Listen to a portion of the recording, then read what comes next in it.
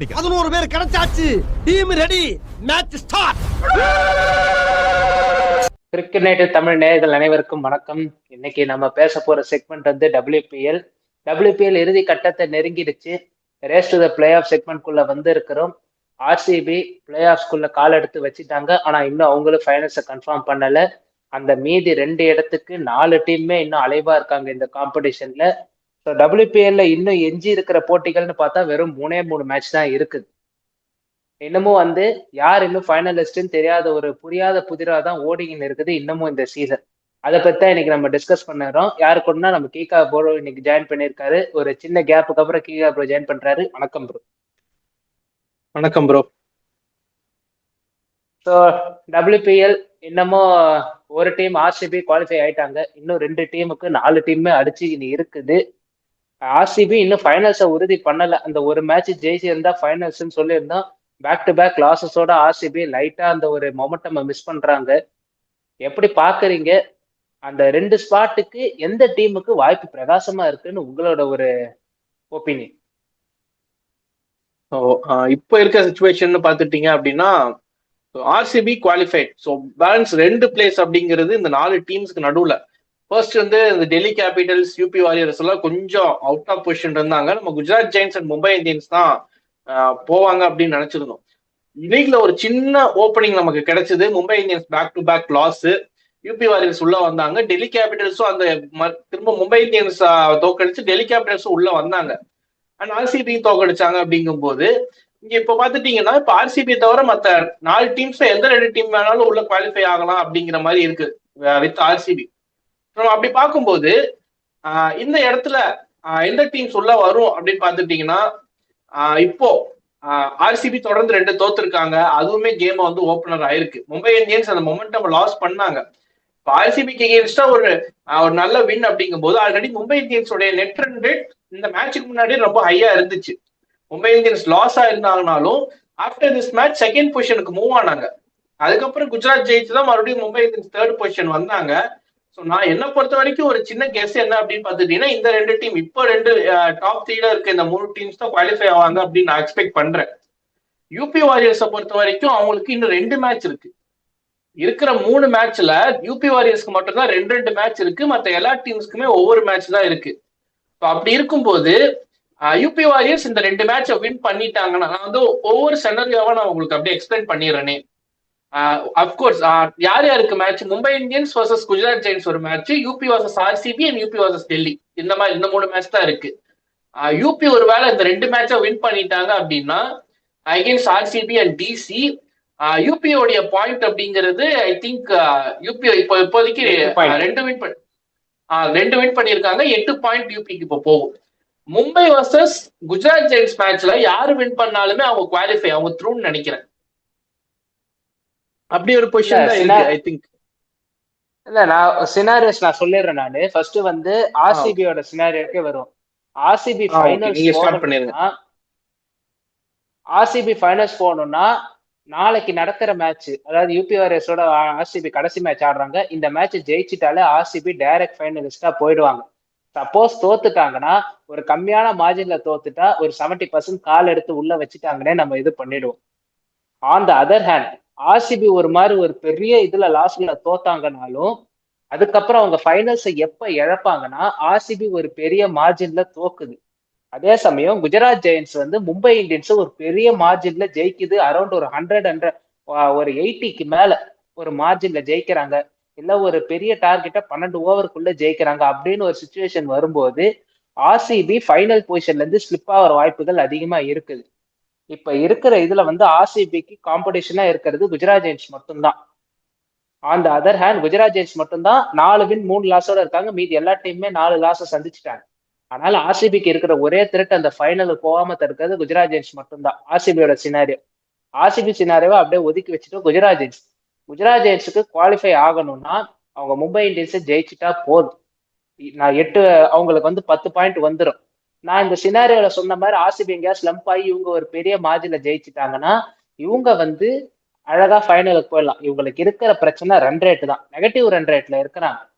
இவங்க நம்ம ஆரம்பத்திலே சொல்லியிருந்தோம், இவங்களோட இஷ்யூல வந்து ஜெயிக்கிற மேட்ச் எல்லாம் கிட்ட வந்து ஜெயிச்சாங்க. நேத்து கூட டெல்லி கேபிட்டல்ஸ் மேட்ச் அழகா இவங்க அமுக்கி இருக்கலாம் ஒரு 20-30 ரன் மார்ஜின்ல. அதை அவங்க மிஸ் பண்ணிட்டாங்க. 6 விக்கெட்டை எடுத்துட்டீங்க. கடைசி 4 ஓவர் 5 ஓவர்ல 70 ரன் தான் எடுக்கணும்.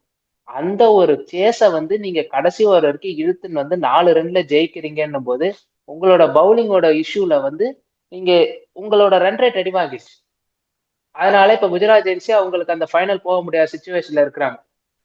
மும்பை இந்தியன்ஸ் சீனுக்கு வருவோமே. மும்பை இந்தியன்ஸுக்கு must win game, do or die situation. Gujarat Giants வந்து இந்த ஒரு மேட்சை தோத்துட்டாங்கன்னா 8 பாயிண்டோட இவங்களும் வெயிட் பண்ணுவாங்க. மும்பை இந்தியன்ஸ் 8 பாயிண்டோட இருந்துருவாங்க. இவங்க 2 டீமே 8 பாயிண்டோட நின்றுன்னு இருப்பாங்க அந்த ஹேங்கிங் சைடு. குஜராத் ஜெயின்ஸ் இதே ஒரு 2 ரன் 3 ரன் மார்ஜின்ல தோத்துட்டாங்கன்னா சேஃப். அவங்களோட ரன் ரேட்டுக்கு வந்து -2.7 இருக்குது. டெல்லி கேபிட்டல்ஸோட ரன் ரேட்டு தான் இதுக்கப்புறம் வந்து அவங்க ஜெயிச்சிட்டாங்கன்னா இவங்களுக்கு கஷ்டமாயிடும். குஜராத் ஜெயின்ஸ் குவாலிஃபை ஆகணும்னா கண்டிப்பா ஜெயிச்சாகணும் based because of their run rate issue. Suppose தோத்துட்டாங்கன்னா கண்டிப்பா டெல்லி கேபிட்டல்ஸும் தோத்தே ஆகணும் யூபி வாரியர்ஸோட. டெல்லி கேபிட்டல்ஸ் ஜெயிச்சு குஜராத் ஜெயின்ஸ் தோத்துச்சுன்னா குஜராத் ஜெயின்ஸ் வெளியே போற வாய்ப்புகள் இருக்கு. மும்பையும் டெல்லியும் குவாலிஃபை ஆகிற வாய்ப்புகள் அதிகமா இருக்கு. மும்பை இந்தியன்ஸ் பக்கம் வந்தோன்னீங்களா, மும்பை இந்தியன்ஸுக்கு வேற வழியே இல்லை, இவங்க ஜெயிச்சே ஆகணும். ஆனா ஜெயிச்சுட்டா 8 பாயிண்ட் வந்துருவாங்க. இவங்க வந்து 2வது பொசிஷன் போற வாய்ப்புகள் அதிகமா இருக்குது. சப்போஸ் தோத்துட்டாங்கன்னா இந்த சினாரியோவை நான் அப்படியே சொல்றேன். குஜராத் ஜெயின்ஸ் 10 பாயிண்டோட 2வது இடத்துக்கு போயிடுவாங்க. மும்பை இந்தியன்ஸ் ஒரு கம்மியான மார்ஜின்ல தோத்து அவங்க ரன் ரேட் அப்படியே ஹோல்ட் பண்ணியிருந்தாங்கன்னா யூபி வாரியர்ஸ் வந்து டெல்லி கேபிட்டல்ஸை மட்டும்தான் ஜெயிக்கணும், அதே ஆர்சிபி கிட்ட தோக்கணும். இப்படி ஒரு சினாரியோ நடக்கும்போது Delhi Capitals 3 win 5 loss, UP Warriors 3 win 5 loss, Mumbai Indians 3 win 5 loss. இப்படி இருக்கும்போது ரன் ரேட் அடிப்படையில் மும்பை இந்தியன்ஸ் குவாலிஃபை ஆகும். ஏன்னா மும்பை இந்தியன்ஸ் மட்டும்தான் மிச்சம் இருக்கிற ஆர்சிபியை தாண்டி இருக்கிற இன்னொரு டீம் பாசிட்டிவ் ரன் ரேட்டோட இருக்கிறது. மீதி எல்லாருமே நெகட்டிவ் ரன் ரேட்டோட இருக்கிறாங்க. இது மும்பை இந்தியன்ஸோட சினாரி. டெல்லியோட சினாரியோ அதுதான். இவங்க கண்டிப்பா யூபி வாரியர்ஸ் ஜெயிச்சே ஆகணும். தோத்துட்டா ஆல்மோஸ்ட் ஓவர். ஆல்மோஸ்ட் இல்ல, முடிஞ்சே போச்சு. தோத்துட்டா அவங்க எலிமினேட்டர் தான். ஜெயிச்சுட்டா 8 பாயிண்ட் இருப்பாங்க. அதுக்கப்புறம் வந்து மும்பை இந்தியன்ஸ் தோக்கணும். இந்த சினாரியோ நடக்கும்போது இவங்க 8 பாயிண்ட்டுக்கு போயிடுவாங்க. குஜராத் ஜெயின்ஸ் 10 பாயிண்டோட இருப்பாங்க. யூபி வாரியர்ஸ் இவங்க கடைசி மேட்ச் அந்த இன்னொரு மேட்ச் ஆர்சிபியோட விளையாடுறாங்கல்ல, அந்த மேட்சையும் தோத்து ஆகணும். தோக்குறாங்களோ ஜெயிக்கிறாங்களோ இவங்களோட மேட்சை இவங்க ஜெயிச்சிடும். அப்படி ஜெயிக்கும் போது 2 டீம் 10 பாயிண்ட்ல இருக்கும். இவங்க வந்து 8 பாயிண்டோட இருப்பாங்க. மும்பை 6ஓட இருக்கும். மும்பை 6 யூபி 6ன்னு வந்துடும். அந்த ஒரு சினாரியோ. யூபி வாரியர்ஸோட சுச்சுவேஷன் நம்ம வந்தோம்னா கண்டிப்பா 2 மேட்சும் ஜெயிக்கணும், அதுவும் பெரிய மார்ஜின்ல ஜெயிக்கணும். 2 மேட்சுமே கண்டிப்பா 50-60 ரன்னுக்கு மேல எப்படியா புஷ் பண்ணி ஜெயிச்சாகணும். ஆல்சோ சேசிங்னு வந்தீங்கன்னா ஒரு பெரிய டார்கெட், ஒரு 100 டார்கெட்டை நீங்க 10 ஓவருக்குள்ள சேஸ் பண்ற மாதிரி நீங்க வச்சுக்கணும். அதை நீங்க மிஸ் பண்ணிட்டீங்கன்னா ரொம்ப கஷ்டமாயிடும் யூபி வாரியர்ஸுக்கு. யூபி வாரியர்ஸ் சினாரியோல 2 மேட்ச் ஜெயிச்சாகணும்.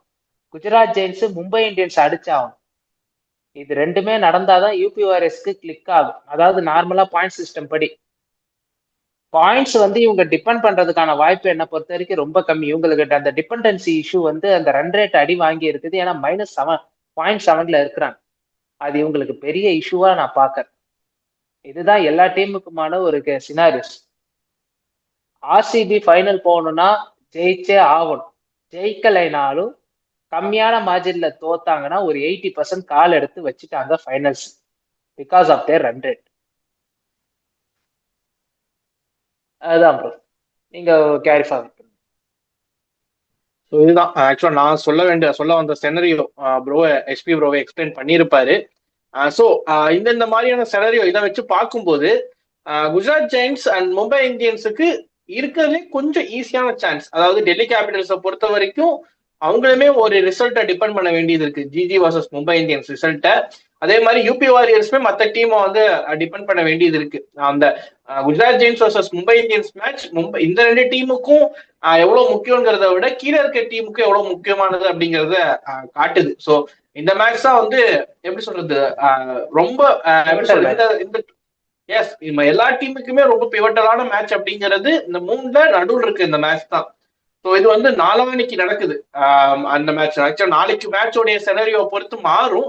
ஆக்சுவலா இன்னுமே ஹீட்டடப்பா இருக்கும். நாங்க சொன்னப்போ இந்த 3 மேட்சஸ்க்கு முன்னாடி நம்ம இப்ப சொல்றோம் அப்படிங்கும் போது அது வந்து ஓரளவுக்கு இப்படி செனரியோ அமைஞ்சா அப்படிங்கிறது இருக்கும்.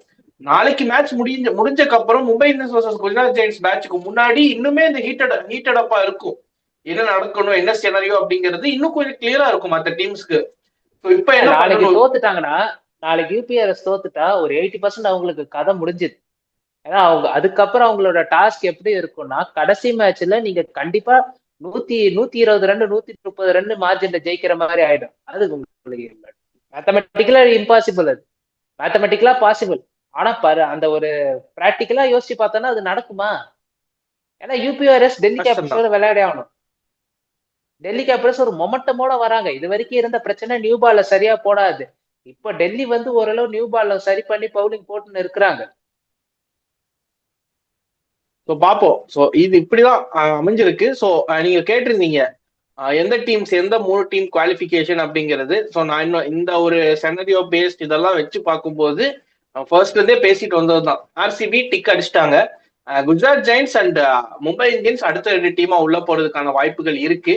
ஸோ இப்படிதான் அடுத்த 3 மேட்ச் ஏதோ ஒரு செனரியோ எப்படி அமைஞ்சாலும் இந்த 2 டீம்ஸ் உள்ள போயிருவாங்க அப்படிங்கிறது ஒரு 50% மேல உறுதி ஆயிருக்கு. பட் நிறைய செனரியோஸ் இருக்கு. ஸோ இதைப்படி பார்த்துட்டீங்கன்னா என்ன வேணாலும் நடக்கலாம், எந்த டீம் வேணாலும் உள்ள வரலாம்.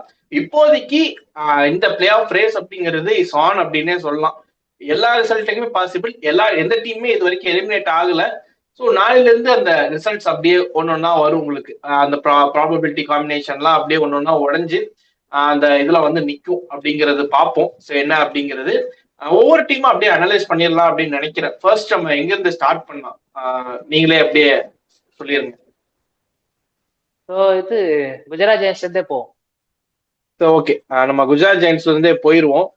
குஜராத் ஜெயின்ஸ் இப்போதைக்கு நம்ம முன்னாடியே பேசின மாதிரிதான் வின் பண்ணாங்க அப்படின்னா அந்த கம்மியான மார்ஜின்ல வின் பண்றாங்க. அவங்க கம்ஃபர்டபுளாலாம் வின் பண்றது கிடையாது, கம்மியான மார்ஜின்ஸ்ல வின் பண்றாங்க. அதுக்கு காரணம் அவங்களுடைய பேட்டிங் லைன் அப் தான். நம்ம ஃபர்ஸ்ட்ல இருந்தே இந்த குஜராத் ஜெயின்ஸ் மேட்ச் அப்பெல்லாம் பேசுறது ஒரே விஷயம் தான், அதே தான் நம்ம எப்பவும் பேச போறோம். பேட்டிங் எப்படி போட்டாலும் அடிச்சிடுறாங்க, எந்த காம்பினேஷன்ல வந்தாலும் அடிச்சிடுறாங்க. ஹெவி பேட்டிங் லைன் அப் வச்சிருக்காங்க.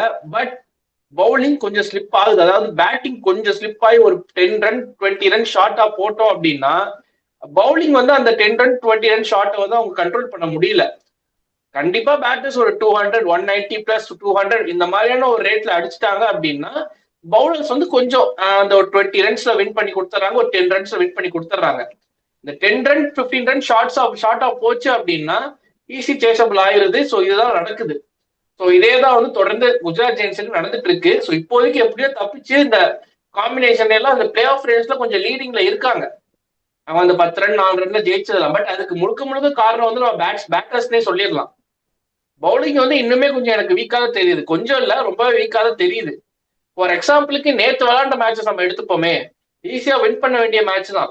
அவங்க பேட்டிங் நடுவில் கொஞ்சம் ஃபம்பிள் ஆனாங்க. பட் கடைசியில வந்து இழுத்து பிடிச்சாங்க. பார்த்தி ஃபுல்மாலி இவங்க எல்லாம் வந்து கடைசியில அடிச்சு இவங்க கனிகா அவுஜா அவங்க வந்து எஸ் கனிகா அவுஜா வந்து கடைசியில மேட்சை வந்து இழுத்து பிடிச்சி ஒரு காம்படிட்டிவான டோட்டலுக்கு எடுத்துட்டு போனாங்க. பவுலிங்லயே வந்து ஸ்டார்டிங்ல கொஞ்சம் திணறினாலும் அப்படியே இழுத்து மிடில் ஆர்டர்லாம் கண்ட்ரோல் பண்ணி ஓரளவுக்கு மேட்ச் செட் அப்படிங்கும் போது கடைசியில டெய்ல வந்து மேட்சை விட்டாங்க அப்படின்னு சொல்ல முடியாது. பெரிய மார்ஜின்ல வின் பண்ண வேண்டிய மேட்சை வந்து கொஞ்சம் கம்மியான மார்ஜின்ல வின் பண்ணாங்க. இதே தான் ஃபர்ஸ்ட் மேட்ச் அவங்க வின் பண்ணது யூபி வாரியர்ஸ்க்கு எகென்ஸ்டா ஸ்டார்ட் பண்ணாங்க. அந்த மேட்சுமே ஒரு 10 ரன்ல போகும். அதுக்கப்புறம் ஒரு மேட்ச் வின் பண்ணுவாங்க, I think against Delhi Capitals நினைக்கிறேன். இதே டெல்லி கேபிட்டல்ஸ்க்கு எகென்ஸ்டா கடைசி ஓவர் இவங்க சோஃபி டேவிட் வந்து போடுவாங்க. அந்த மேட்சுமே வந்து 4 ரன்ல தான் வின் பண்ணுவாங்க. அது ஆல்மோஸ்ட் கையில இருந்து போன மேட்ச் தான். ஒருவேளை அந்த மேட்ச் தோத்துருந்தாங்கன்னா இப்ப செனரியோ லீக் செனரியோவே மாறி இருக்கும்.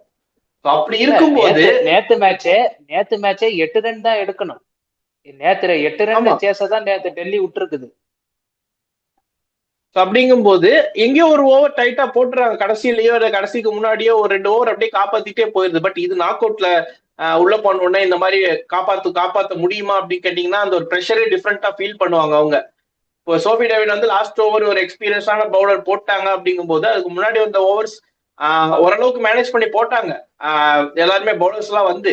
இப்போ நீங்க இந்த ஒரு எப்படி சொல்றது, ஒரு லீக் மேட்ச் அப்படிங்கிற சனரியோவை தூக்கிட்டு ஒரு நாக் அவுட் அப்படிங்க வைக்கும் போது உங்களுக்கு எப்பவுமே நாக் அவுட்டுக்கு போனீங்க அப்படின்னா ஒரு 10 to 15 ரன் ஷார்ட்டா நீங்க பேட் பண்ணி இருக்கிறது, அந்த ஒரு ப்ரெஷருக்கே ஒரு 10 to 15 ரன்ஸ் நீங்க நம்ம கொடுத்துடணும்.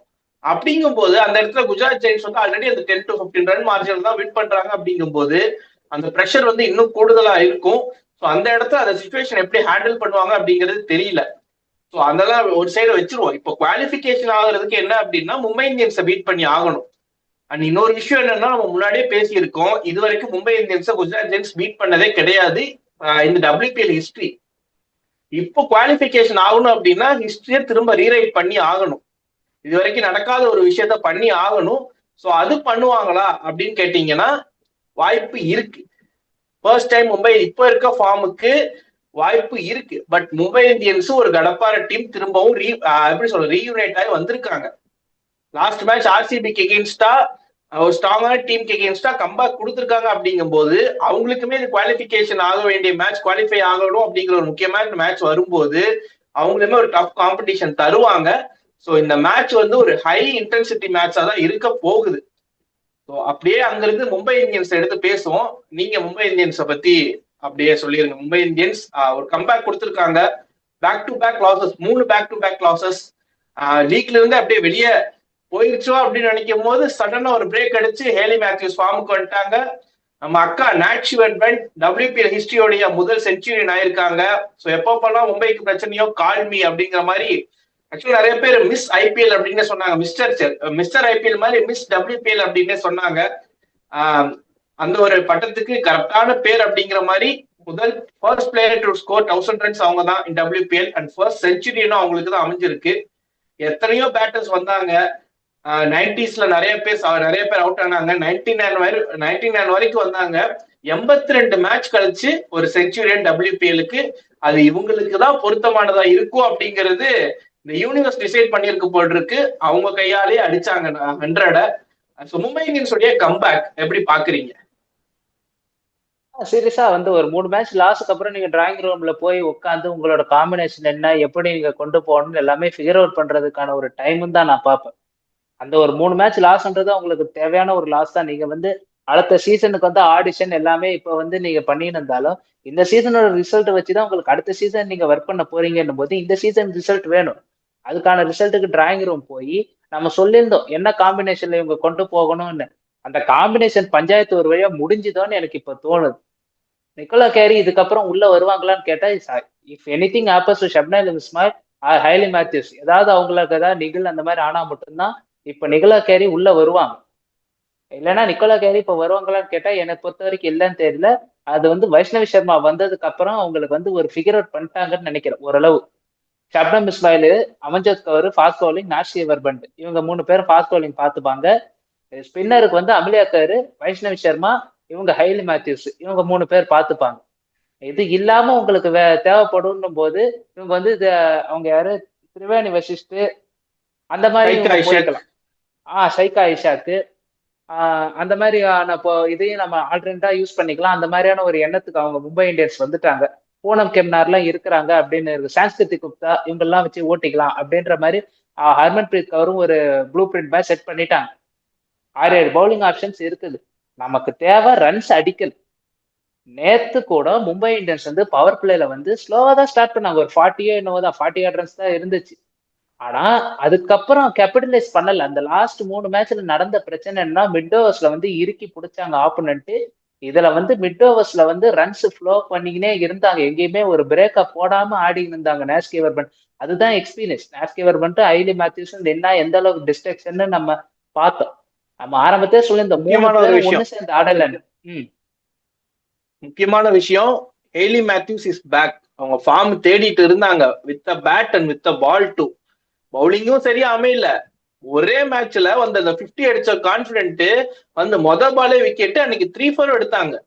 இந்த ஹேலி மேத்யூஸ் தான் நாங்க தேடிட்டு இருந்தோம் அப்படிங்கிற மாதிரி ஒரு சரியான கம்பேக் சரியான டைம்ல கொடுத்துட்டு போயிருக்காங்க. சூப்பரா பர்ஃபார்ம் பண்ணாங்க ஹைலி மேத்யூஸ். ஒரு முக்கியமான டைம்ல வந்து bowling with ball Hayley Matthews கிட்ட இருந்து எதிர்பார்த்த அந்த ஒரு வித்த பால் தான். அது ஒரு உங்களுக்கு ஒரு குறையாவே இருக்கும். ஹைலி மேத்யூஸ் நீங்க அடிக்கிறீங்கன்னா உங்களுக்கு வேற கோர் அடி வாங்குற மாதிரி. ஐலி மேத்யூஸா, அம்லியாக்காரோ, நாஸ்கிவர் மட்டும் 3 பேர்ல யாராவது ஒருத்தவங்க பவுலிங்ல அடி வாங்கினாலும் இந்த டீமுக்கு ஒரு தலைவலியா இருக்கும். நாஸ்கி வர்மட் இன்னமும் பவுலிங்ல ஃபுல் ஃபார்ம்ல வரல. இந்த சீசன் ஃபுல்லாவே அவங்களுக்கு பவுலிங் தடுமாறினே இருக்குது. இந்த சமயத்துல ஐலி மேத்யூஸ் ஃபார்முக்கு வந்தது என்னை பத்தி நல்லதுன்னு நான் சொல்லுவேன். ஏன்னா ஐலி மேத்யூஸும் ஃபார்முக்கு வரலாம், மும்பைக்கு பெரிய தலைவலி யாரை கொண்டு போய் யூஸ் பண்றதுன்னு. ஐலி மேத்யூஸ் சரியான நேரத்துக்கு ஃபார்முக்கு வந்திருக்கிறாங்க. இப்போதைக்கு ஓப்பனிங் காம்பினேஷன் தான் எனக்கு சஜீவன் சஞ்சரா கிட்ட இருந்து ரன்ஸ் வர மாட்டுது. அது எனக்கு வந்து டெத்துல அடி வாங்குமோன்னு எனக்கு ஒரு பிரச்சனையா தோணுது. Also lot of dot balls வாங்குறாங்க பவர் பிளேல. டாட் பால்ஸ கொஞ்சம் குறைச்சி சிங்கிள் ஷாட் கன்வெர்ட் பண்ணீங்கன்னா நீங்க சொல்ல வந்தீங்கன்னா ஒரு பாயிண்ட் அப்படியே ஆட் நீங்க சொல்லி முடிச்சிருங்க, நான் அந்த பாயிண்ட் ஆட் பண்ணிக்கிறேன். அதான் எனக்கு டாட் பால்ஸ் தான் எனக்கு ஒரு இஷ்யூவா தெரியுது. டாட் பால்ஸ் இருந்தா இந்த டீம் இப்போ எக்ஸ்டர்னல் ப்ரெஷர் ஆகிடுது, ரன்ஸ் வரமாட்டுது. அந்த டாட் பாலை உடைச்சி அங்க இருந்து ஒரு சிங்கிள்ஸோ டபுள்ஸோ நீங்க எடுத்துட்டீங்கன்னா உங்களுக்கு அந்த ப்ரெஷரும் இன்னும் ஈஸப் ஆயிடும். ஸோ ஆக்சுவலா நான் சொல்ல வந்தது ஒரே ஒரு சொல்யூஷன். நீங்க இதுக்கு முன்னாடி ஒரு சொல்யூஷன் கொடுத்துருந்தீங்க, அது ஒர்க் அவுட் ஆகாமே போயிருச்சு. ஆக்சுவலா அவங்களே டிராப் ஆயிட்டாங்க. நிக்கோலே கேரியை வந்து நீங்க ஓபன் பண்ணி பாருங்க, ஒரு ட்ரை பண்ணுங்க அப்படின்னு. ஏன்னா ஏகப்பட்ட காம்பினேஷன்ஸ் மாத்தியாச்சு, ஒரு காம்பினேஷன் ட்ரை பண்ணி பாருங்க, செட் ஆகல அப்படிங்கும் போது இந்த இடத்துல ஹேலி மேத்யூஸ் ஃபார்முக்கு வந்தாச்சு. ஸோ கூட ஆட போறது நீங்க சஜனா சஜீவன் டாப் ஆர்டர்ல ஆடும்போது ஒருவேளை நீங்க கன்சர்ன் பண்ணதே தான் மிடில் ஓவர்ஸ்ல நீங்க டெத் ஓவர்ஸ்ல ஒரு பேட்டிங் கட் ஆகுதோ அப்படிங்கிற மாதிரி நீங்க ஃபீல் பண்ணீங்க. ஒருவேளை போன மேட்ச் சினரியோவே எடுத்துப்போமே, ஒருவேளை நேச்சுரல் பண்ட் ஒரு 50-55 அந்த மாதிரி அடிச்சுட்டு அவுட் ஆயிருக்காங்க, லாஸ்ட்ல கேப்டரைஸ் பண்ண ஆள் வேணும் அப்படிங்கும் போது கண்டிப்பா இருந்திருக்காது. அவங்க த்ரூ அவுட் இன்னிங்ஸ் ஆடினால உங்களுக்கு லாஸ்ட் வரைக்கும் உங்களுக்கு வந்துருச்சு பேட்டிங். ஒருவேளை அவங்க ஒரு 50-60 அதுக்குள்ள அவுட் ஆகி ஒரு லாஸ்ட் ஒரு 4-5 ஓவர் இருந்துச்சு அப்படின்னா அந்த ஸ்கோர் செட் ஆயிருக்காது 200 அப்படிங்கிறது. இந்த இடத்துல சஜனா சஜீவன் அந்த லாஸ்ட்ல இருந்தாங்க அப்படின்னா அவங்களால ஏதோ பண்ண முடியும். Shear already proved. நம்ம ஒரு மேட்ச் ஸ்ட்ரகிள் ஆகும் போது அவங்க ஒரு மேட்ச் ஒரு 40 அடிச்சு கொடுப்பாங்க இந்த opening match against same RCB. நான் இன்னொரு ஆப்ஷன் என்ன சொல்றேன் அப்படின்னா, இப்ப புதுசா கீப்பர் வந்திருக்காங்கல்ல கமல்னிக்கு பதிலா, அவங்கள தூக்கி ரஹீலா ஃபெர்தோஸ் அவங்கள தூக்கி ஓபன் பண்ணிட்டு கமல்னி ஆடின பொசிஷனே அவங்க ஆடட்டுமே, சஜனா சஜீவன் பேக் டு அவங்களுடைய பழைய பொசிஷனுக்கவே வரட்டுமே. இப்படிதான் பண்ணிருக்கணும் மும்பை இந்தியன்ஸ். நீங்க ஏகப்பட்ட விஷயம் பண்ணீங்க, அமிலேக்கரை தூக்கி மேல போட்டீங்க, அதுக்கப்புறம் அமிலேக்கருக்கு கம்பெனி ஆடினாங்க. அப்போ வந்து மேத்யூஸ் இல்ல அப்படின்னு ஒரு கால் எடுத்தீங்க, அது ஓகே. ஸோ டைரக்டா நீங்க இப்போ கம்பெனி இருக்கும் போதே நீங்க வந்து சஜனாவை மேல புஷ் பண்ணீங்க. பட் நீங்க இப்படி சஜனாவை கீழே டவுன் த ஆர்டர் வச்சு சஜனாக்கும் படல அப்படிங்கும் போது டவுன் த ஆர்டர் சஜனா அவங்களுடைய பழைய பொசிஷனுக்கே நீங்க பேக் பண்ணிட்டு கீப்பரை நீங்க தூக்கி ரஹீலா ஃபெர்தோஸை தூக்கி நீங்க ஓபன் பண்ண வச்சுட்டீங்க அப்படின்னா பாப்போம் என்ன ஆகுது அப்படின்னு. அவங்களுக்குமே இன்னும் பேட்டிங் வரல, அவங்களுமே பெருசா வந்து பெரிய சான்சஸ் பேட்டிங்ல கிடைக்கல அவங்களுக்கு. அவங்கள தூக்கி மேல ஆட வைப்போமே, ஒரு கேம்பிள் மாதிரி எடுத்து பார்ப்போமே. ஏன்னா இந்த இடத்துல வந்துட்டு ஒண்ணுமே ஆகல. அப்படி இருக்கிற விஷயத்த நல்லா இருக்கிற விஷயத்த கழிச்சாதான் அது வந்து எப்படி சொல்றது, அது வந்து கிரைம் அப்படின்னு நம்ம சொல்லலாம். இங்க வந்து அங்க செட்டே ஆகல, ஒரு ஓப்பனர் செட்டே ஆகல அப்படிங்கும் போது இன்னொரு விஷயம் நம்ம ட்ரை பண்ணலாம். அப்படிங்கிற மாதிரிதான் என்னுடைய ஒரு தாட். ஸோ நீங்க எப்படி பாக்குறீங்க இந்த ஒப்பீனியன்? இந்த மாதிரி போலாமா? நீங்க சொன்ன மாதிரி சஜனா சஜீவன் அந்த பழைய ஆர்டருக்கு வரும்போது டவுன் த ஆர்டர் ஒரு பேட்டிங் ஆப்ஷன் கிடைக்கும். இல்ல இப்ப இருக்க டீமை ஆல்மோஸ்ட் நம்ம பிளே ஆஃப் பக்கம் வந்துட்டோம். ஸோ ஒரு டூ ஆர் டை மேட்ச்ல எந்த ரிஸ்க் எடுக்க வேணாம் நீங்க பாக்குறீங்களா? நான் வந்து டூ ஆர் டை மேட்சுக்குன்னு வரும்போது ரிஸ்க் எடுக்க மாட்டேன். இதே ஒரு காம்பினேஷன், வேற வழி இல்லை. ஏன்னா சஜனா சஜீவன் என்னைக்காவது பேட்டில் பட்டுச்சுன்னா இந்த பவர் பிளே 40 ஃபார் நோலாஸ் வந்து 70 ஃபார் நோலாஸ் ஆகுன்றது என்னோட ஒரு ஃபுல் நம்பிக்கை எனக்கு இருக்குது. 70 ஃபார் நோலாஸ்ன்றத வந்து நீங்க பின்னாடி வர்ற பிளேயர்ஸ் நம்ம பார்ப்போமே, மேக்ஸிவர் வந்து ஹர்மன், அமின்ஜோத்கர், அமிலியாக்கர், இவங்க 4 பேர்ல இப்ப 2 பேருக்கு பட்டுட்டாலே உங்களுக்கு கண்டிப்பா 200 வந்துடும். யாராவது ஒருத்தவங்க இழுத்து பிடிச்சி 35 பாலுக்கு மேல நின்ட்டாலே ஆட்டோமேட்டிக்கா ஸ்கோர் எகிரிடும் போது நான் இந்த ஒரு காம்பினேஷன் இப்போதைக்கு மாத்த மாட்டேன். ஆல்சோ லைலா ஃபெர்டோஸ் வந்து என்ன மாதிரியான பிளேயர்னு இன்னமும் யாருக்கும் எக்ஸ்போஸ் ஆகாம இருக்கிறாங்க. அப்படின்னு இருக்கும்போது ஒரு டெத்துல வந்து அவங்களோட பேட்டிங் பொசிஷனை பத்தி கேம்ப்ல தான் தெரியும். நல்லா கேம்ப்ல தான் எப்பேற்பட்ட பிளேயர் அப்படின்னு. சப்போஸ் இங்க எங்கேயாவது ஒரு ஃபெல் ஆஃப் ஆகுது அப்படின்னு போது ஃபெர்டோஸே அடிச்சு கொடுத்துட்டாங்கன்னா, சஜனாவோட ரோலை வந்து ஃபெர்டோஸே ஓரளவுக்கு கம்பேர் பண்றாங்கன்னு போதுதான் ஃபெர்டோஸ் வந்து அவங்க பின்னாடி வெயிட் பண்ண வச்சுன்னு இருக்கிறாங்கன்றது என்னோட ஒரு தாட்டா நான் பாக்குறேன். ஏன்னா இந்த மாதிரி ஒரு கால் அவங்க எடுக்க மாட்டாங்க. சஜனா நீ போன ஆள் இல்லாதப்ப சஜனா நீ போன அவங்க வந்து புஷ் பண்ண மாட்டாங்க. ஃபெர்டோஸாலே அடிக்க முடியும்னு அவங்க வந்து ப்ரூவ் பண்ணியிருக்கிறாங்கன்றதுனாலதான் அவங்க வச்சு இருக்கிறாங்க. அந்த ஒரு ட்ரஸ்ட் வச்சுதான் அவங்களை வந்து அந்த ஒரு நம்பர் 6 நம்பர் 7 வச்சு மெயின்டைன் பண்ணினே இருக்கிறாங்க.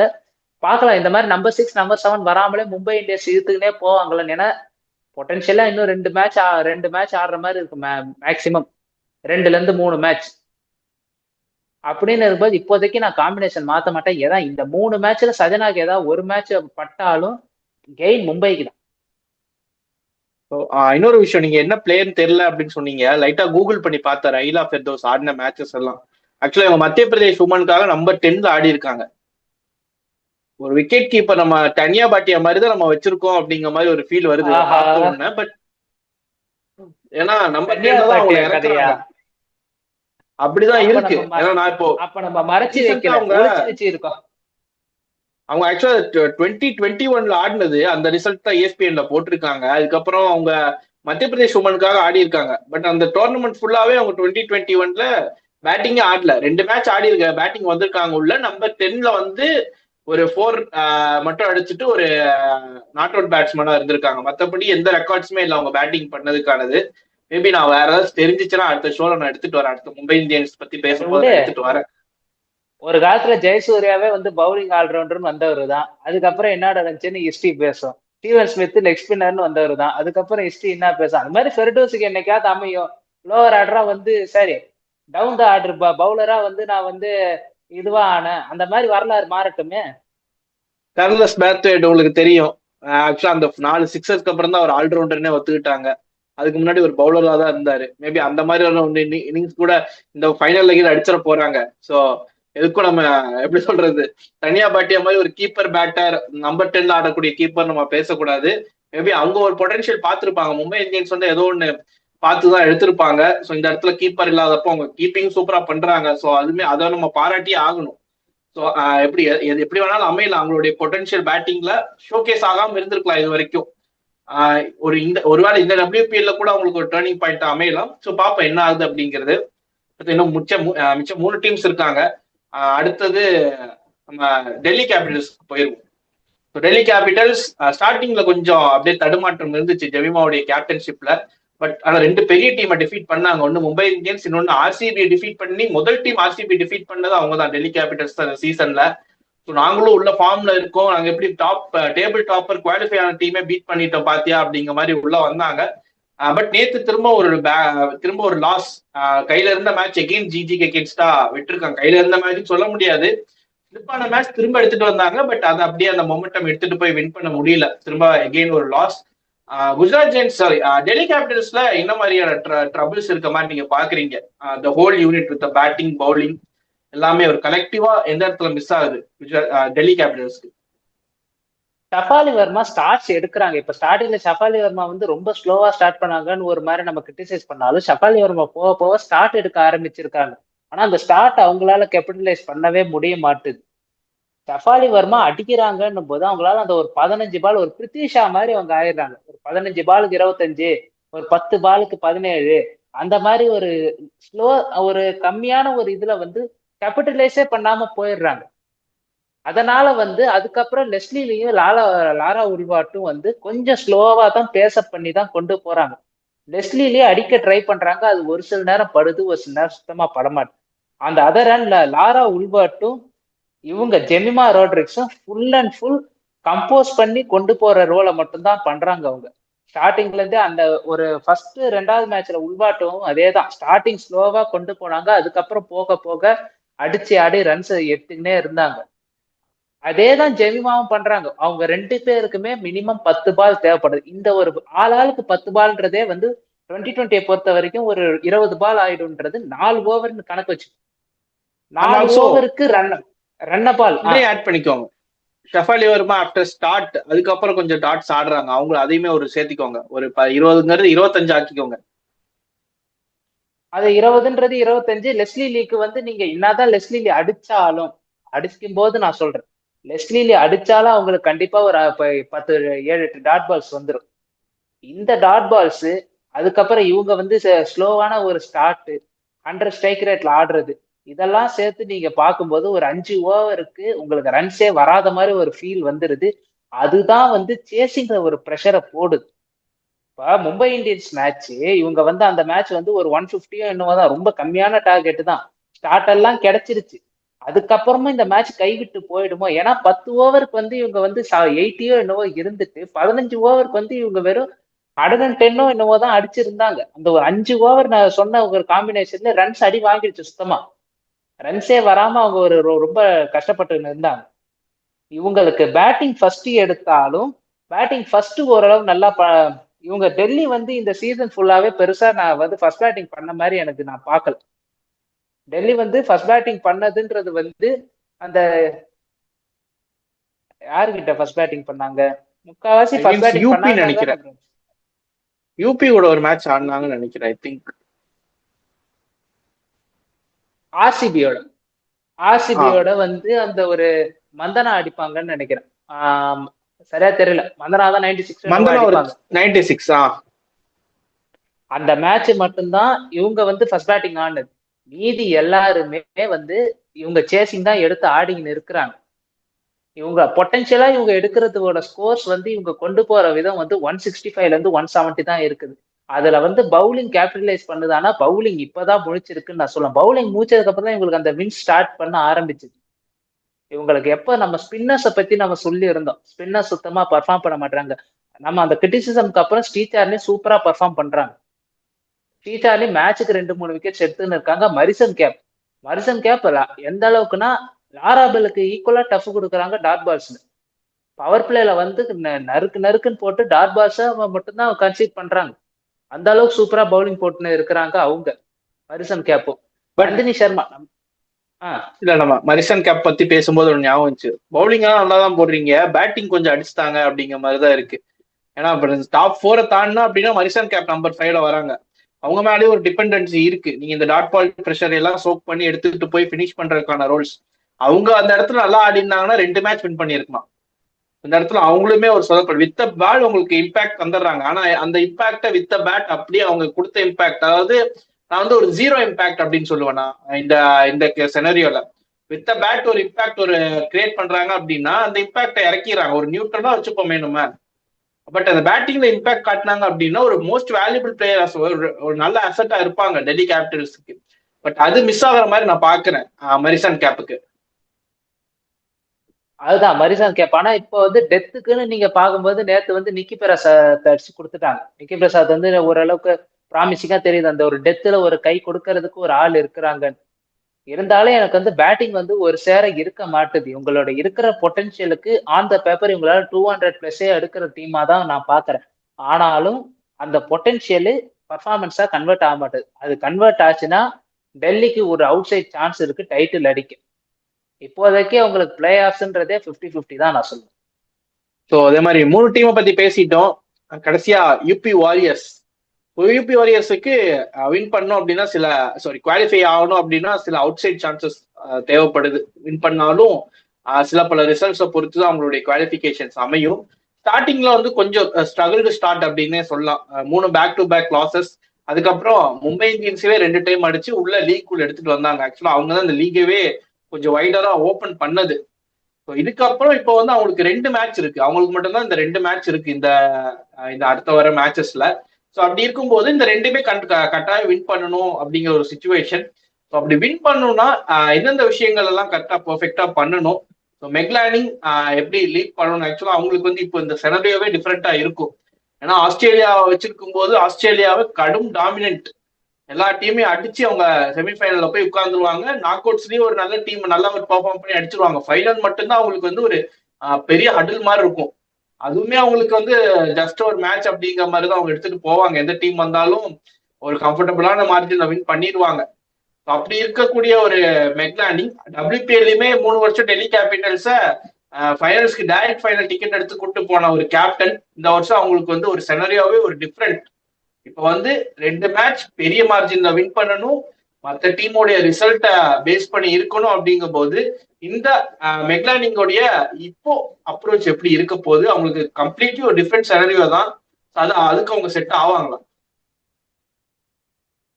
ஒரு எக்ஸ்பீரியன்ஸ் கேப்டன், அவங்களுக்கு வந்து ஒரு அப்ஸ் அண்ட் டவுன்ஸ் பார்த்த ஒரு கேப்டன் தான். இது அவங்களோட ஒரு சிவில வந்து இது ஒரு சின்ன ஒரு சர்க்கிள் தான். இந்த சர்க்கிள் அவங்க எப்படி கொண்டு போகணும்ன்றத வந்து அவங்க பார்ப்பாங்க. இந்த ஒரு யூபி வாரியர்ஸ் இந்த சீசன் அவங்க கொண்டு போகலன்றதுனால அவங்களோட கேப்டன்ஷிப்ல எரரோ அப்படின்லாம் நம்ம சொல்ல முடியாது. அவங்க லெகசின்றதே தனி. அதை நம்ம எடுத்து வச்சிரும். அவங்களுக்கு செட் ஆகல, இது ஒரு ஹர்டில் அப்படிதான் நம்ம பார்த்துக்கணும். இன்னொன்னு, மெக்லானிங் அஸ் அ பேட்டர் அந்த ஒரு கன்சிஸ்டன்சி மிஸ் ஆகுதோன்னு எனக்கு தோணும். பழைய மெக்லானிங்க மிஸ் பண்றோமோ? டிசிக்கெல்லாம் ஆடும்போது தொடர்ந்து ரன்ஸ் வந்துகினே இருக்கும். இப்ப அங்கங்க ரன்ஸ், அது அந்த எம்ஐ மேட்ச்ல மட்டும்தான் அவங்க சாலிடா தெரிஞ்சாங்க என்னை பொறுத்த வரைக்கும். மத்தபடி எல்லா மேட்சுமே வந்து ஒரு ஓரளவு ஸ்டார்ட் கிடைக்குது, ரன்ன பால் ஆடுறாங்க. அந்த மாதிரி ஒரு கொஞ்சம் டைம் எடுத்து செட்டில் ஆகி தான் ஆடுற மாதிரி இருக்குது. இல்லைன்னா ஸ்டார்ட் கிடைச்சு அதை கேபிட்டலைஸ் பண்ண முடியாம மிஸ் ஆகுறாங்களோன்னு தோணுது. அதுக்கும் யூபிஆர்எஸோட வந்து எப்பயுமே வந்து கிரண் நாகரேவை ட்ரஸ்ட் பண்ணி கொண்டு போயினே இருக்கிறாங்க. ஆனா கிரண் நாகரே அந்த ட்ரஸ்ட்டை வந்து சரியா யூட்டிலைஸ் பண்றாங்களா, அதுதான் இப்ப கேட்கணும். கிரண் நாகரே அந்த ட்ரஸ்ட்டை அவங்களால வந்து கேபிட்டலைஸ் பண்ண முடியல. 6 இன்னிங்ஸ் விளையாடி 16 ரன் மட்டும்தான் அடிச்சிருக்கிறாங்கன்னும் போது அவங்க மேல இருக்கிற ப்ரெஷர், அது கேப்டன் மேலேயும் ப்ரெஷர் ஆகி அங்கேயே ஒரு ஸ்லம்ப் ஆகுது. இதுல இப்ப இருக்கிற யூபிஆர்எஸ் இன்னொரு பிரச்சனை, அவங்களோட leading run scorer Phoebe Lichfield இந்த சீசன் இதுக்கப்புறம் ஆட போறதுல அவங்க வேற ஒரு ரீப்ளேஸ்மெண்ட் பிளேயர் தான் கொண்டு வந்திருக்காங்கன்னும் போது அங்கேயும் ஒரு தலைவலி. இப்ப லிச்ஃபீல்ட் இடத்துல யார் ஆட போறா? அர்லின் டியோல் தான் இப்ப ஆடி ஆகணும் இப்ப இருக்கிற சுச்சுவேஷன். அப்படி அர்லின் டியோல் ஆடும்போது உங்களுக்கு கொஞ்சம் காம்பினேஷன்ஸ் மாத்துற மாதிரி இருக்கும். யாரு வந்து லிச்ஃபீல்டோட இடத்த வந்து யார் வந்து ஃபுல்ஃபில் பண்ண போறா? அந்த ஒரு கொஸ்டின் மார்க் வருது. குளோரி ட்ரையானு இப்ப லாஸ்ட் மேட்ச்ல எக்கஸ்டர்னு குளோரி ட்ரையான் 2 பேர் இருந்தாங்க, மெக்லானிங் கேப்டன் இருந்தாங்க, லிச்ஃபீல்டு இல்ல. லிச்ஃபீல்டு இல்லாத இடத்துல வந்து டாட்டினை வச்சு நீங்க இதுக்கப்புறம் கண்டினியூ பண்ண போறீங்களா அப்படின்னு ஒரு கொஸ்டின் வருது. டாட்டின் வந்தாலும் கீழே டவுன் த ஆர்டர் தான் ஆட முடியும். ஐ திங்க் ஓபன் பண்ண முடியாது. இல்ல, லிச்ஃபீல்டு இடத்துல ஹர்லின் டியோல் வந்துட்டாங்கன்னா அதுக்கப்புறம் வந்து தீப்தி சர்மா இடத்துல டாட்டின் வந்துருவாங்க. தீப்தி சர்மா டாப் தான் ஆடுறாங்க. இந்த சீசன் வந்து தீப்தி சர்மாக்கு சரியா போகல. உண்மையை சொல்லணும்னா அந்த ஒரு வேர்ல்டு கப் ட்ரைம்க்கு அப்புறம் நான் வந்து வேற ஒரு தீப்தி சர்மா பார்ப்பேன் நான் ரொம்ப எக்ஸ்பெக்ட் பண்ணேன். ஆனா அந்த எக்ஸ்பெக்டேஷன்ஸ் வந்து ஒரு மாதிரி அண்டர் பர்ஃபார்மிங்காவே போயிடுச்சு. ஆல்சோ எக்கல்ஸ்டன் வந்து பேட்டிங்ல பெருசா பர்ஃபார்ம் பண்ணல, பவுலிங் நல்லா பண்ணி கொடுத்துருக்கிறாங்க. அப்படின்னு இருக்கும்போது இவங்களுக்கு பேட்டிங்ல ஊறப்பட்ட பிரச்சனைங்க இருக்குது. உங்களுக்கு ஓப்பனிங்ல எப்படியாவது ஒரு விக்கெட் விழுந்தது, விக்கெட்டை ஹோல்டு பண்ணி ஆடுறதுக்கு கிரண் நாகரேவால முடியல. அந்த இடத்துல இவங்க இப்ப மாத்தணும்னாலும் இவங்க த்ரிஷாவை கொண்டு வரணும், ஜி த்ரிஷாவை. இந்த மாதிரியான ஒரு சுச்சுவேஷன்ல வந்து உங்களுக்கு வந்து நீங்க ஆடிஷன் மாதிரி எடுத்துன்னு வரீங்கன்னா நீங்க ரிசல்ட்ஸ் எதிர்பார்க்க கூடாது. நீங்க ரிசல்ட் ஓரியன்டா போறீங்கன்னா வேற வழியில இருக்கிற காம்பினேஷன் வச்சுதான் நீங்க மூவ் பண்ணி ஆகும். நீங்க கிரண் நாகரே இனி வர்ற 2 மேட்ச்ல அவங்க அடிச்சு கொடுத்தாதான் யூபி வாரியர்ஸுக்கு வந்து கொஞ்சம் ஓரளவு பூஸ்டா இருக்கும் ரன்ஸ்ல, ஐ மீன் பேட்டிங். எனக்கு அந்த மும்பை இந்தியன்ஸ் கூட ஆடின அந்த 2 மேட்ச் தவிர அவங்களோட பேட்டிங் எனக்கு கம்ஃபர்டபுளாவே தெரியல. 4 மேட்ச் என்னவோ ஒண்ணு வீக் லிங்காவே அவங்க ஃபீல் பண்ண மாதிரியே இருந்துச்சு. இது பத்தி உங்க தாட்ஸ்? நானும் அதே தான் ஃபீல் பண்றேன். நான் ஆக்சுவலா அதான் சொல்ல வந்தேன். மும்பை இந்தியன்ஸ் மேட்ச்ல மட்டும்தான் அவங்க பேட்டிங் ரொம்ப கம்ஃபர்டபுளா அடிச்சுட்டு போன மாதிரி இருந்துச்சு. பேட்டிங் மட்டும் இல்ல, மேட்சே கம்ஃபர்டபுளா அந்த மும்பை இந்தியன்ஸ் 2 டைம் அடிச்சது மட்டும்தான் அவங்க கம்ஃபர்டபுளா ஆடின மாதிரி இருந்துச்சு. ஓவரால் பவுலிங் வந்து ஒரு மொமெண்டம் இருந்த மாதிரி இருந்துச்சு. எனக்கு மும்பை இந்தியன்ஸ் மேட்ச்ல இருந்த பவுலிங்கோட மொமெண்டம் போன மேட்ச்ல ஜிஜி கிட்ட ஓரளவு இருந்துச்சு. லாஸ்ட்ல வந்து சோஃபி டிவன் அடி பொழந்துட்டாங்க. அந்த அடி பொழக்கலைன்னா இந்த மேட்ச் எப்படி வேணா மாறுது. அவங்க அடிச்ச அடியே மொமெண்டம் வந்து குஜராத் ஜெயின்ஸுக்கு இழுத்துருச்சு. அதுக்கப்புறம் இவங்க சுத்தமா படுத்துட்டாங்க.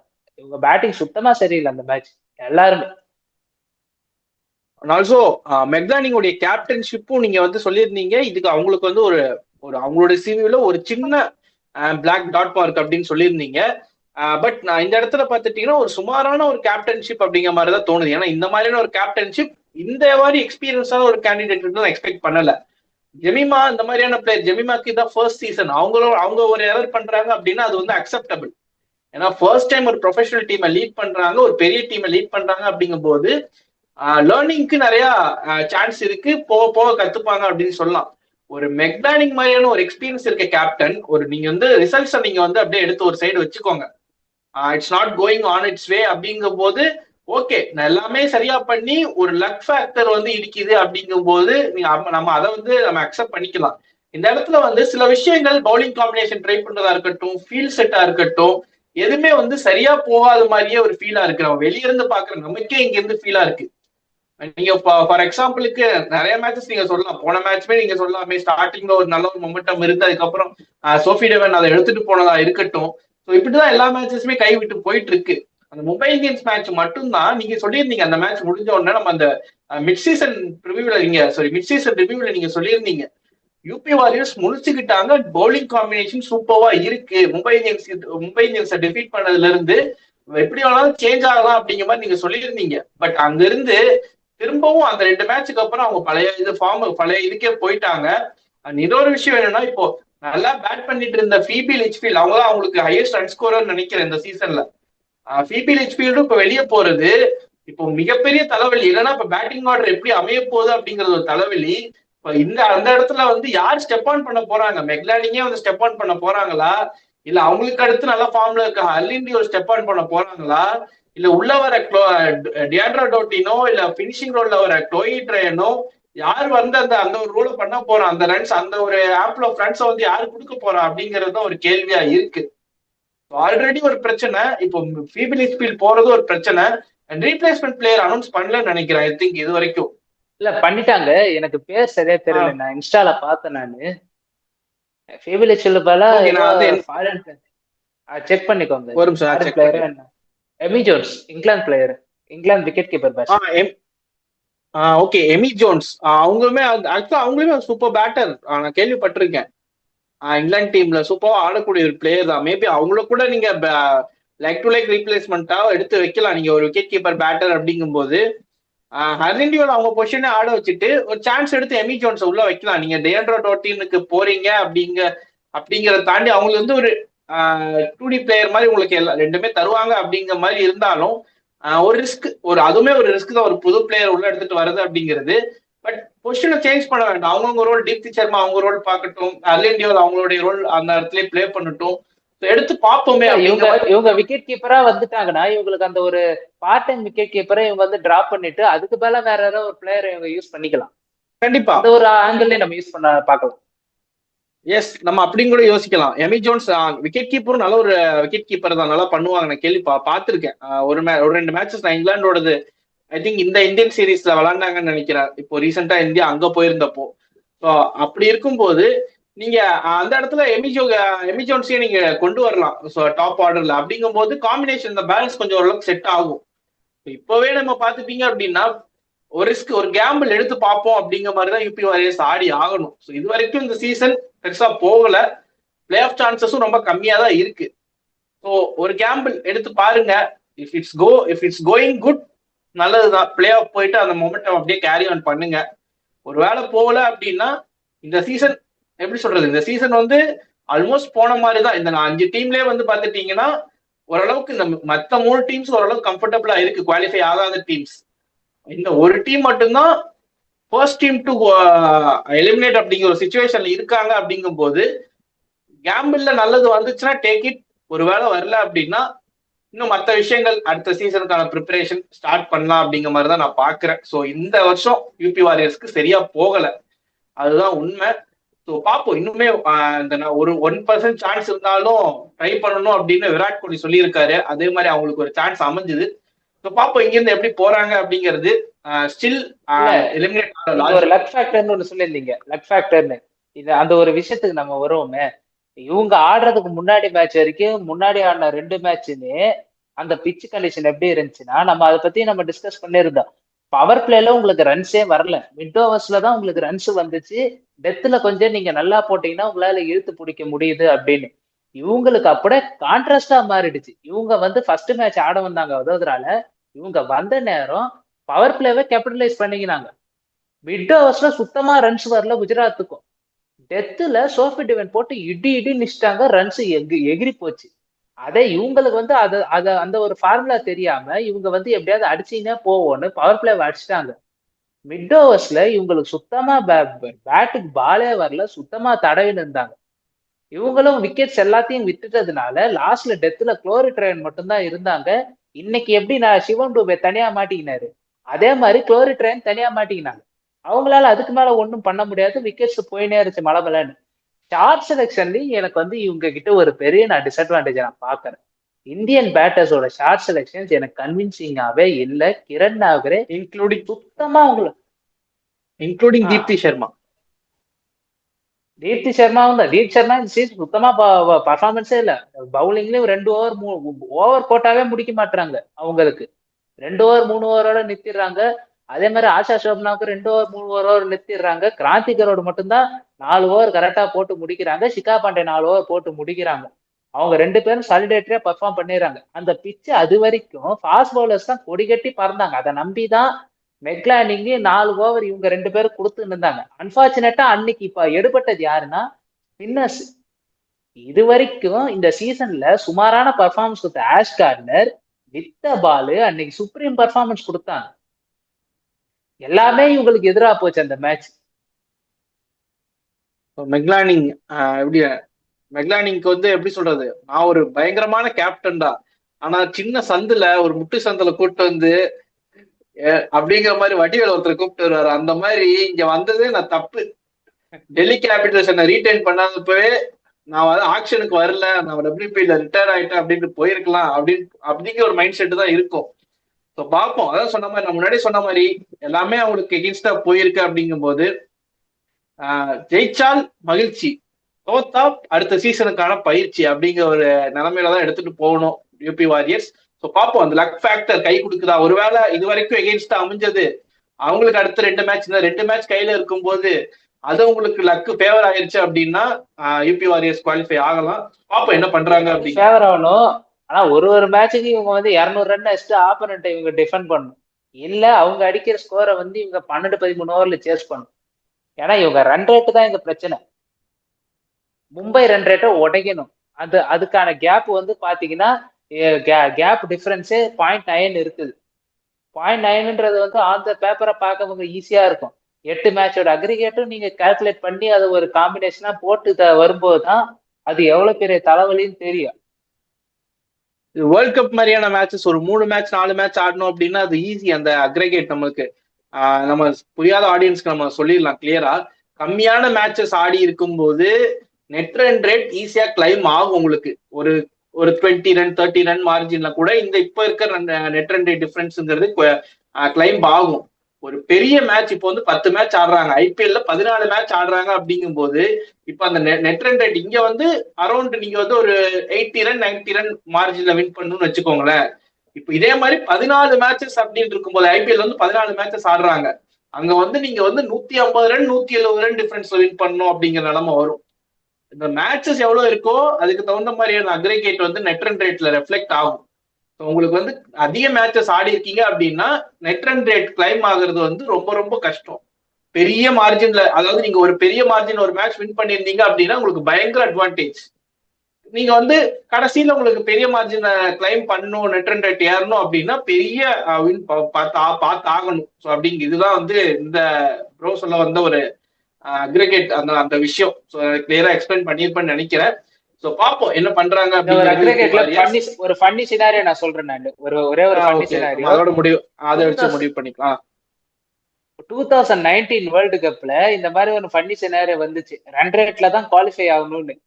பங்களாதேஷுக்கு அகைன்ஸ்டா இவங்க வந்து 400 ரன் அடிச்சா பங்களாதேஷ 16 ரன்னுக்கு ஆல் அவுட் பண்ணணும். இந்த டீம் ஆல் அவுட் பண்ணா மட்டும்தான் இவங்களுக்கு குவாலிஃபையே ஆக முடியும் அப்படின்னு. அது வந்து எந்த டீம்னு நீங்க கெஸ் பண்ணுங்களேன். இந்த டீம்ல எனக்கு அதே பங்களாதேஷ் கலர்ல ஜெர்சி போட்டிருப்பாங்க ப்ரோ. அவங்கதான் பாகிஸ்தான் வந்து அந்த அந்த அந்த செனரியோ எனக்கு அப்படியே ஞாபகம் வருது. சொல்ல போனா அதே மாதிரிதான் அந்த வேர்ல்ட் கப்மே ஒரு 8 மேட்ச் 9 மேட்ச் ஒரு டீமுக்கும். அப்படிங்கும் போது அந்த நெட் ரன் ரேட் வந்து அந்த அக்ரிகேட் செனரியோல அவங்களுக்கு நிறைய தேவைப்பட்டுச்சு. ஸோ இந்த மாதிரியான விஷயங்கள், இந்த மாதிரியான ஒரு இடத்துல யூபி வாரியர்ஸும் சிக்கி தவிக்கிறாங்க. ஸோ அப்படிங்கும்போது பார்ப்போம் என்ன வேணாலும் நடக்கலாம். அடுத்த 2 மேட்சஸ் எப்படி ஆடுறாங்க அப்படிங்கிறது. இன்னும் 3 மேட்ச், அதுக்கப்புறம் ஒரு பிளே ஆஃப், ஒரு ஃபைனல், இன்னும் 5 மேட்ச் தான் இருக்கு WPL-ல. ஸோ அதை பத்தி நம்ம அப்படியே அடுத்தடுத்து ரெகுலரா பேசுவோம். எப்படி அமையுது, யார் சாம்பியன்ஸ் ஆகுறாங்க. 80% காலை உள்ள வச்சிடுச்சு ஆர்சிபி. திடீர்னு காலு வச்சது நேரம் 2 மேட்ச் கன்னிவெடியா போயிடுச்சு. இடையில லைட்டா மொமெண்டம் ஸ்லிப் ஆகுது. அந்த மொமெண்டம் ஸ்லிப் ஆகுதுன்னு ஒரு பெரிய ஃபேக்டர் வந்து பேட்டிங் கொலாப்ஸ் தான். ஏன்னா அந்த ஆர்சிபிக்கு நம்ம சொல்லியிருந்த பிரச்சனை கொலாப்ஸ் ஆனா என்ன ஆகும்னு டெல்லி மேட்ச்ல யாருமே அடிக்கல, சுத்தமா படுத்துட்டாங்க. போன மேட்ச்ல ரிச்சா கோச் மட்டும் அடிச்சு கொடுத்தாங்க, மீதி யாருமே அடிக்கல. இன்னமும் ஆர்சிபி பேட்டர் ஷாட்டா தான் இருக்கிறாங்க. கிரேஸ் ஹாரிஸ் முழிச்சுக்கணும். கிரேஸ் ஹாரிஸ் முழிச்சுக்கலைன்னா கொஞ்சம் கஷ்டம்தான் ஆர்சிபிக்கு. ஏன்னா காலெல்லாம் எடுத்து வச்சாச்சு. வச்சதுக்கு அப்புறம் சொதப்பலன்றது வந்து உங்களுக்கு கடைசி வரைக்கும் ஹான் பண்ணிக்கினே இருக்கும் ஆர்சிபிக்கு. ஏன்னா மீதி இருக்கிற டீம் இப்போ மும்பை எல்லாம் வந்து ஒரு அடியை பார்த்துட்டு ஒரு மாதிரி ரெடி ஆகி வராங்க. குஜராத் நம்ம எடுத்துக்கினா எனக்கு இந்த வீக்னஸ் இருக்குதுன்னு அவங்களுக்கு தெரிஞ்சு போய் வராங்க. இவங்கெல்லாம் வந்து ஒரு டெல்லியோ யூபியோ வந்து உள்ள வந்துட்டா ஒரு மிராக்கல் இது எப்படியா புஷ் பண்ணி போயிடுவோம் அப்படின்னு அவங்களோட எண்ணமா இருக்கும். அப்படின்னு இருக்கும்போது ஆர்சிபி வந்து நம்ம சொல்லியிருந்தோம் ஜெயிச்சிருந்தா ஃபைனலுக்கு ப்ரிப்பேர் பண்ணலான்னு. இப்ப ஆர்சிபி கடைசி மேட்ச் அவங்களுக்கு 4 மேட்ச் அவங்களுக்கு ரொம்ப ஈஸியா இருக்குமானா யாருக்காவது ஒருத்தவங்க பேட்ல படணும் வந்தானா இன்னமும் அந்த ஒரு 96 தவிர்த்து இன்னும் பெருசா அவங்க கிட்ட பர்ஃபார்மன்ஸ் நான் பார்க்கல. அவங்களோட கேலிபருக்கு ஒரு 250யாவது அடிக்க வேண்டிய இடத்துல ஒரே ஒரு 50யோட அவங்க நிக்கிறது வந்து எனக்கு சரியா தெரியல. எல்லாம் அவங்களோட பேட்டிங் வந்து கொஞ்சம் கன்சிஸ்டன்டா இருக்கணும். ஆர்சிபிக்கு பவுலிங் எனக்கு பிரச்சனை கிடையாது, ஆரன் எப்படியா பண்ணிடுறாங்க. அவங்களோட பேட்டிங் தான் எனக்கு ஒரு மாதிரி ஃபெயிலியரா தோணுது. என்ன பண்றாங்க ஆர்சிபின்னு பார்ப்போம். அதே மாதிரி இப்போ பாத்துட்டீங்கன்னா நான் ஆல்மோஸ்ட் ஆர்சிபி வந்து டைரக்ட் ஃபைனலிஸ்டாவே நான் வச்சுக்கிறேன். ஏன்னா இப்போ மற்ற டீம்ஸ் எல்லாம் இப்போ குஜராத் மும்பை இவங்களுக்கு எல்லாமே மும்பைக்கு வாய்ப்பு இல்லை, குஜராத் மட்டும்தான் ஒரே காம்படிஷன், அதுவும் பெரிய ரன் ரேட்ல போகணும் அப்படிங்கிறது தான். ஸோ அப்படிங்கும்போது ஆர்சிபி வந்து இப்போவே டைரக்ட் ஃபைனலிஸ்ட் தான். ஒருவேளை நாளைக்கு மேட்ச் தோத்தாலுமே அவங்களுக்கு டைரக்ட் ஃபைனலுக்கான வாய்ப்புகள் கதவுகள் ஓப்பன் ஆகி தான் இருக்கு. இந்த தோல்வியோடய அவங்க அப்படியே ஃபைனல்ஸ்க்கு போயிட்டாங்க அப்படின்னா அங்க ஒரு பிரச்சனை வரும். ஏன்னா மற்ற டீம்ஸ் எல்லாம் தோல்வியில இருந்து இப்போ மீண்டும் வின்னிங் வயசுக்கு திரும்ப வந்திருக்காங்க. இதுக்கப்புறம் ஒரு பிளே ஆஃப் மேட்சும் ஆடுவாங்க, அதுல வந்து அந்த மேட்ச் வந்து வின் பண்ணிட்டு தான் வருவாங்க. ஸோ அப்படிங்கும்போது ஆர்சிபி அது எங்க தோக்குறோம் அப்படிங்கறத தெரியாமையே ஃபைனல்ஸ் போயிருவாங்க. மற்ற டீம்ஸ் எல்லாம் எங்கெங்க மேட்ச் லூஸ் பண்ணியிருக்கோம், எந்தெந்த காம்பினேஷன்லாம் கரெக்டா இருக்கு அப்படிங்கறத பார்த்து ஒரு பிளே ஆஃப் மேட்ச் ஆடி அதை வின் பண்ணி ஃபைனல்ஸ்க்கு போறாங்க. அப்படிங்கும் போது இந்த இடத்துல நம்ம டெல்லி கேபிட்டல் சினரியாவே எடுத்துப்போமே, அவங்க வந்து டைரக்டா ஃபைனல் போய் 3 சீசனுமே உட்கார்ந்தாங்க, பட் அவங்களால டிராஃபி வின் பண்ண முடியல. இந்த இடத்துல அந்த இடத்துல டெல்லி கேபிட்டல்ஸ் எல்லாம் கம்ஃபர்டபுளா தான் போய் உட்கார்ந்தாங்க. அவங்க லாஸ்ட் எல்லாம் ஒரு 2-3 மேட்சஸ் வின் பண்ணி அப்படிதான் போய் உட்கார்ந்தாங்க. இந்த இடத்துல ஆர்சிபியோடைய சினரியோ லூசிங் வேல இருந்து அப்படியே டைரக்ட் ஃபைனல் போகும்போது அந்த இடத்துல அவங்களுக்கு என்ன பிரச்சனைன்னு தெரியாமையே அந்த ஃபைனலுக்கு போகும்போது அந்த ஃபைனல் ஆடுறது கொஞ்சம் சிரமமா இருக்கும் அப்படிங்கிற மாதிரி நான் பாக்குறேன். அதுக்குள்ள அந்த நாளைக்கு ஒரு மேட்ச் அப்படிங்கறது அவங்களுக்கு டைம், நான் டைரக்ட் ஃபைனலிஸ்டா ஆர்சிபி போயிருவாங்க அப்படின்னு நம்புறேன். ஸோ அப்படி இருக்கும்போது இன்னும் அந்த ஒரே ஒரு மேட்ச், அந்த ஒரு மேட்ச்ல அவங்க கம்பேக் கொடுத்தாங்க அப்படின்னா ஃபைனல்ஸுக்கு ஒரு நல்ல ப்ரிப்பரேஷனா இருக்கும். தோத்துட்டாங்க அப்படின்னா ஃபைனல் கொஞ்சம் ஹார்டா தான் இருக்கும், ட்ராஃபியை லூஸ் பண்றதுக்கான வாய்ப்புகளும் இருக்கு. ஹோப்ஃபுல்லி அப்படி நடக்காதுன்னு நான் நம்புறேன். நல்ல சீசனா அமைஞ்சிருக்கு, ஸோ அதையே கண்டினியூ பண்ணுவாங்கன்னு எக்ஸ்பெக்ட் பண்றேன். பார்ப்போம் என்ன நடக்குது அப்படிங்கிறத. அண்ட் இதே மாதிரி அடுத்த 5 மேட்சஸுக்கும் இனி வர மேட்சஸ் பத்தியும் வீடியோ போடுவோம். சீசன் முடிஞ்ச உடனே நம்ம இதை பத்தி எல்லாம் அனலைஸ் பண்ணுவோம். ஏகப்பட்ட T20 லீக்ஸ் எல்லாம் முடிஞ்சிருக்கு, அதை பத்தி நம்ம வீடியோஸ் போடணும். அடுத்தடுத்த வீடியோஸ் வரும். SA20க்கு ஒரு நல்ல ஒரு கவரேஜ் மொத்தமா நாங்க ஸ்டார்ட் எடுத்துட்டு வரோம், ப்ரிப்பேர் ஆயிட்டு இருக்கு. ஸோ குக் பண்ணி நல்லா கிண்டி எடுத்துட்டு வரோம். நம்ம அடுத்த வீடியோல அதுல பார்ப்போம். WPLக்கு ஆஸ் யூஸ்வல் உங்களுக்கு டெய்லியும் வந்துடும். கொஞ்சம் நடுவில் கேப் இருந்திருக்கும், பட் இனியே ஆஸ் யூஸ்வல் வந்துடும் அப்படின்னு நம்ம எக்ஸ்பெக்ட் பண்றோம். அண்ட் இன்னொரு விஷயம் என்ன அப்படின்னா, நான் ஆக்சுவலா ஃபர்ஸ்டே சொல்ல வந்தேன், வைண்ட் அப் பண்றதுக்கு அதை சொல்லிடுறேன். குஜராத் ஜெயின்ஸ் இந்த வருஷம் டிராஃபி அடிக்க போகுது, அடிக்கிறதுக்கான வாய்ப்புகள் அதிகமா இருக்கு. இதுதான் ஒரு ஹிண்ட். இப்ப நீங்க வந்து இதை கிராக் பண்ணுங்க. ஏன் அப்படின்னு எனக்கு தெரிஞ்சிச்சு ஏன்னு ஆடியன்ஸ் உங்களுக்கு அந்த ஒரு தேரி தெரிஞ்சதுன்னா கமெண்ட்ல சொல்லுங்க. கண்டிப்பா ஆடியன்ஸ் நீங்க கமெண்ட்ல அப்ப சொல்லுங்க. அப்ப ஒண்ணு பண்ணிடலாமா, PKL வந்து மஞ்சள் ஜெர்சியும் ப்ளூ ஜெர்சியும் தூக்கிட்டு டீமுக்கு ஆரஞ்சு ஜெர்சி அடிச்சு கொடுத்துடலாமா? நமக்கு PKL சீசனுக்கு 7 மாசம் இருக்குன்னா நம்ம இப்பவே வந்து ஸ்டார்ட் பண்ண வேண்டாம்னு நான் பாக்குறேன். அப்பெல்லாம் இந்த வருஷம் புனேரி பல்டன்ஸ் திரும்ப அடிக்க போறாங்க. அது ஆரஞ்சு பிளாக் இருக்கணும், ஆரஞ்சு பிளாக் பிளேயர் இருந்தாதான். அப்பனா இன்னொரு டீம் இருக்குது அதே இதுல, பங்காளி, மகாராஷ்டிரா பங்காளி. இவங்க ஆரஞ்சு அண்ட் ஒயிட், அவங்க ஆரஞ்சு அண்ட் பிளாக். யூமும்பா திரும்ப ஆக்சுவலா பாத்துட்டீங்கன்னா இந்த வருஷம் வந்து கொஞ்சம் ஆண்டைஸோட ஒரு வருஷம் தான் அப்படிங்கிற மாதிரிதான் அமைஞ்சிருக்கு. ஸோ அந்த ஆரஞ்சு ஜெர்சி பிளஸ் இன்னொரு சில விஷயங்கள் என்னன்னா ஆண்டைஸோட வருஷம். போன வருஷம் ஜிங்ஸ் பிரேக்கரியெல்லாம் இருந்துச்சு, இந்த வருஷம் வந்துட்டு ஆண்டைஸோட வருஷமா அமைஞ்சிருக்கு. ஸோ அப்படிங்கும்போது பழைய ஆண்டைஸ் யூமும்பா அவங்களுக்குமே வந்து வாய்ப்பு இருக்கு. ஸோ அந்த ஆரஞ்சு ஜெர்சியா திடீர்னு ஃபைனல் வந்து இந்த மாதிரி ஆயிரப்போது, IPL ஃபைனல் மாதிரி யாரு ஜிங்ஸ பிரேக் பண்ணுவான்னு பஞ்சாப் அண்ட் ஆர்சிபி வந்த மாதிரி இந்த பிகேலுக்கு 2 பேர் வந்து 2 மகாராஷ்டிரா டர்பியா வந்துட போகுது. பாப்போம் என்ன ஆகுது அப்படிங்கிறது. என்ன பண்ண காத்துட்டு இருக்காங்க அப்படிங்கறத பாப்போம். இந்த குஜராத் ஜெயின்ஸ் இந்த சீசன் ஜெயிச்சுட்டாங்க அப்படின்னா அது நம்ம கன்ஃபார்ம் பண்ணிக்கலாம். ஆனா ஐபிஎல்லும் சான்ஸ் இருக்கு. அந்த ஒரு பேட்டர்ன் தான். பவுலிங்க நம்பாம பேட்டிங்ல மட்டும் ஒரு 220 அடி போன்ற மாதிரி போனாங்கன்னா அவுட் சைட் சான்ஸ் இருக்கு. தோத்துட்டாங்கன்னா எம்ஐ கிட்ட தோத்துட்டாங்கன்னா கஷ்டம்.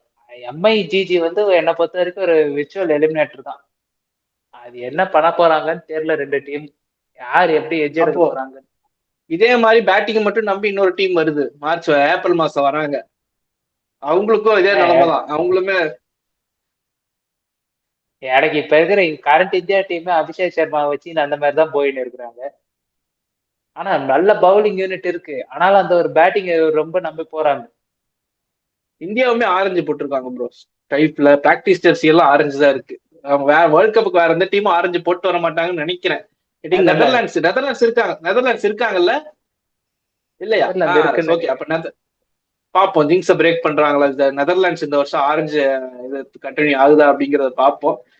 சோ ஃபன்ஸ் அபார்ட், நான் அப்படியே வைண்ட் அப் பண்ணலான்னு கால் எடுத்துட்டே வரேன். தொடர்ந்து பேசிட்டே இருக்கோம். இப்ப முடிச்சிடறோம். ஆக்சுவலா பாத்துட்டீங்கன்னா அடுத்த சில வீடியோக்கள்ல நம்ம பார்ப்போம். இன்னுமே இதை பத்தி பேச வேண்டியது நிறைய இருக்கு.